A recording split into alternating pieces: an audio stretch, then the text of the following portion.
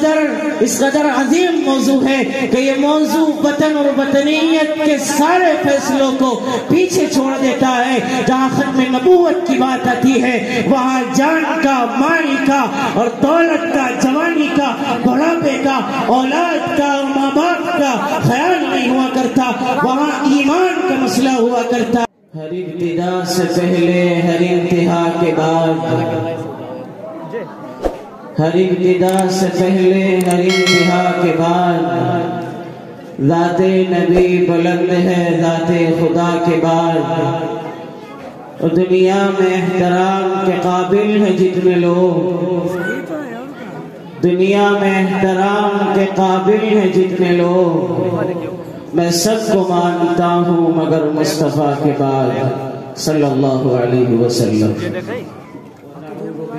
من شرور انفسنا ومن سیئات اعمالنا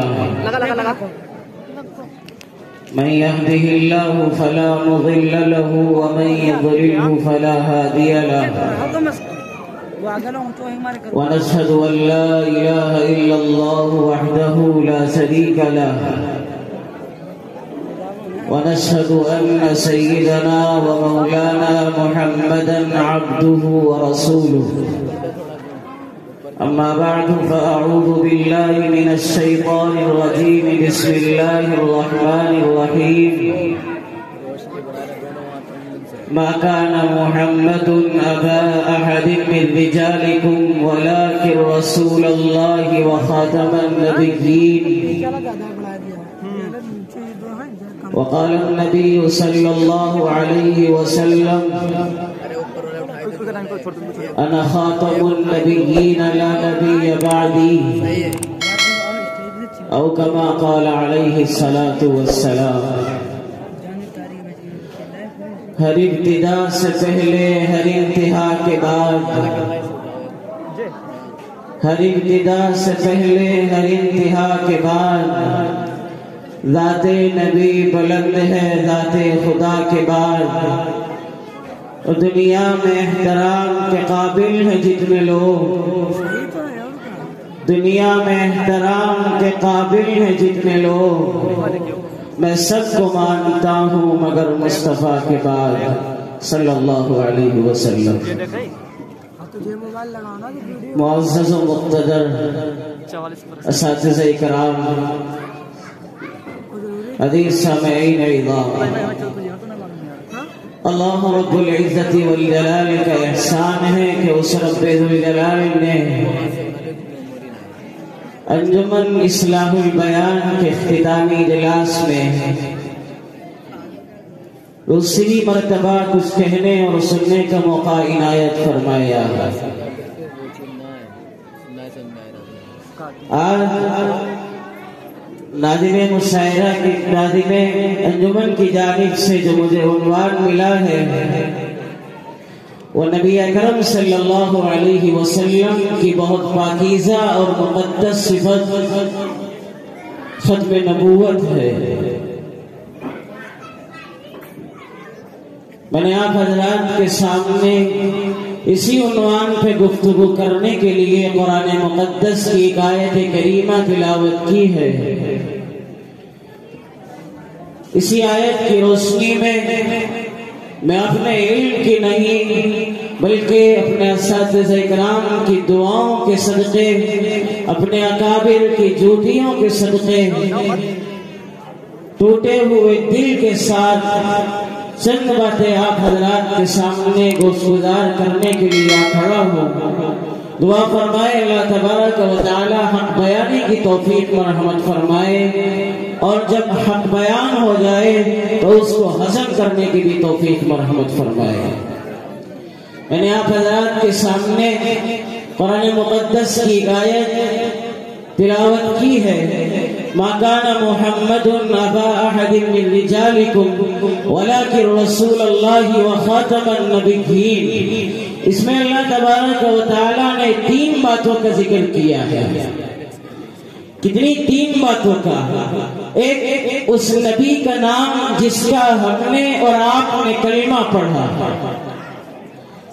دوسرا اس نبی کا کام جس کا ہم نے اور آپ نے کلمہ پڑھا، اور تیسری چیز اس نبی کا مقام جس کا ہم نے اور آپ نے کلمہ پڑھا۔ اتنی تین باتیں، ایک نبی علیہ الصلوۃ والسلام کا نام، نبی علیہ الصلوۃ والسلام کا کام، اور نبی علیہ الصلوۃ والسلام کا مقام۔ اس نبی کا ہم نے اور آپ نے کلمہ پڑھا، اس نبی کا نام محمد ہے۔ جس نبی کا ہم نے اور آپ نے کلمہ پڑھا، اس نبی کا کام رسالت ہے۔ اس نبی کا ہم نے اور آپ نے کلمہ پڑھا، اس نبی کا مقام ختم نبوت ہے۔ میں اس سے پہلے ختم نبوت سے پہلے کی دو باتیں اس پر بہت مختصر سی بات کر کے اپنے موضوع کی طرف بڑھتا ہوں۔ اللہ تبارک و تعالیٰ نے آپ کے نام کو ذکر کیا، پھر آپ کے کام کو ذکر کیا، پھر آپ کے مقام کو ذکر کیا۔ اللہ تبارک و تعالیٰ نے سب سے پہلے آپ کا نام اس آیت مبارکہ کے اندر ذکر کیا اور فرمایا مَا كَانَ مُحَمَّدٌ أَبَا أَحَدٍ مِّن رِّجَالِكُمْ، محمد مردوں میں سے، تم میں سے مردوں میں سے کسی کے باپ نہیں ہے۔ اللہ تبارک و تعالیٰ نے اس آیت کریمہ میں آپ کا نام محمد ذکر کیا ہے، تو اس کی وجہ تصریحاں بیان کرنے لگا ہوں۔ اللہ تبارک و تعالیٰ نے آپ کے لیے نام محمد کو منتخب کیوں کیا ہے، آپ کے لیے نام محمد ہی کیوں رکھا، اور دوسرے نام بھی تھے لیکن اللہ نے پاکیزہ نام محمد آپ کا رکھا ہے۔ وجہ میرے اللہ کے علم میں تھا ایک دور آئے گا میرے کائنات کے اس لاڈلے پہ لوگ اعتراض کریں گے، کائنات کی سب سے عظیم ہستی پہ لوگ اعتراض کریں گے۔ ایک دور آئے گا جب کلمہ پڑھنے والا اس کائنات میں اس روئے زمین پر کوئی نہ ہوگا، اللہ کا نام لینے والا اس روئے زمین پہ کوئی نہ ہوگا، آقا علیہ الصلوۃ والسلام کا نام لینے والا اس روئے زمین پہ کوئی نہ ہوگا۔ اس وقت میرے اللہ تیرے محبوب کی شان میں گستاخی ہوگی، دفاع کون کرے گا؟ کوئی اس کا نام لینے والا نہ ہوگا۔ تو اللہ نے بتایا ہے کہ گستاخی اگر کوئی کرے بھی تو کر نہیں سکتا۔ کیوں؟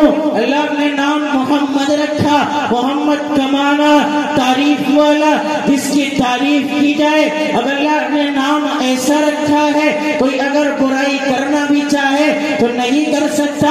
اگر برائی کرے گا پہلے نام محمد کو ذکر کرے گا، اس کے بعد برائی کرے گا، اور جب نام محمد کو ذکر کر دے گا تو پہلے تعریف کر دے گا، تو آگے برائی کا سوال ہی پیدا نہیں ہوتا۔ دوسری بات اللہ تبارک و تعالیٰ نے اسی آیت مبارکہ کے اندر ارشاد فرمائی ہے وَلَٰكِن رسول اللہ کے نبی علیہ الصلوۃ والسلام کی کام، اللہ کے نبی علیہ الصلوۃ والسلام کا کام ذکر کیا۔ آپ کا کام رسالت ہے، رسالت کے تحفے سے آپ کو سرفراز کیا گیا۔ رسالت کا معنی اللہ سے لینا، امت کو دینا۔ نبی ہمیں اور آپ کو اپنی امت کو وحی دیتا ہے جو اللہ اپنے نبی کو دیتا ہے۔ اللہ نے صرف اور صرف اللہ نے اپنے محبوب سرور دو عالم صلی اللہ علیہ وسلم کے نام کے ساتھ رسول اللہ کیوں ذکر کیا اور تمام انبیاء کرام کے نام کے ساتھ نہیں ذکر کیا؟ کیوں؟ حضرت آدم بھی اللہ کے نبی ہیں، حضرت نوح علیہ السلام بھی اللہ کے نبی ہیں، حضرت ابراہیم بھی اللہ کے نبی ہیں، حضرت اسماعیل بھی اللہ کے نبی ہیں، حضرت موسیٰ بھی اللہ کے نبی ہیں، حضرت عیسیٰ بھی اللہ کے نبی ہیں۔ کسی کے نام کے ساتھ اللہ نے رسول اللہ نہیں لگایا۔ اگر رسول اللہ لگایا ہے تو حضرت محمد عربی صلی اللہ علیہ وسلم کے نام کے ساتھ لگایا ہے۔ وجہ آپ کی رسالت کو انوکھے انداز میں پیش کرنے کے لیے آپ کی رسالت کا انداز سب سے جدا ہے۔ حضرت آدم نے اللہ سے لیا، زمین پہ لیا، آپ کا انداز اور تھا۔ حضرت عیسیٰ علیہ السلام نے اللہ سے لیا، طور سینہ پہ لیا۔ حضرت ابراہیم نے اللہ سے لیا، آگ کے گولے میں لیا۔ لیکن جب میرے محمد کی باری آئی، اس محمد نے زمین پہ بھی لیا، آسمان پہ بھی لیا، بیت المعلا میں بھی لیا، کعبۃ اللہ میں بھی لیا، غار حرا میں لیا، آسمان پہ گئے، سدرۃ المنتہا پہ لیا، عرش کے 70,000 پردے اٹھا کر اللہ کے سامنے اللہ کے روبرو ہو کر وہاں پیغام لیا ہے اور امت کو دیا ہے۔ آپ کی رسالت کی انوکھا ہونے کی وجہ سے، سب سے جدا ہونے کی وجہ سے اللہ نے آپ کے نام کے ساتھ رسول اللہ ذکر کیا ہے۔ آخری بات جو میرا اصل موضوع تھا، خاتم النبیین، اللہ نے آپ کو خاتم النبیین کے لقب سے نوازا ہے۔ اللہ نے آپ کا مقام ختم نبوت رکھا ہے۔ ختم نبوت کا موضوع اس قدر عظیم موضوع ہے کہ یہ موضوع وطن اور وطنیت کے سارے فیصلوں کو پیچھے چھوڑ دیتا ہے۔ جہاں ختم نبوت کی بات آتی ہے وہاں جان کا، مال کا اور دولت کا، جوانی کا، بڑھاپے کا، اولاد کا اور ماں باپ کا خیال نہیں ہوا کرتا، وہاں ایمان کا مسئلہ ہوا کرتا ہے۔ تب ختم نبوت کی بات آتی ہے رسول اکرم صلی اللہ علیہ وسلم کی ناموس کا مسئلہ ہوا کرتا ہے۔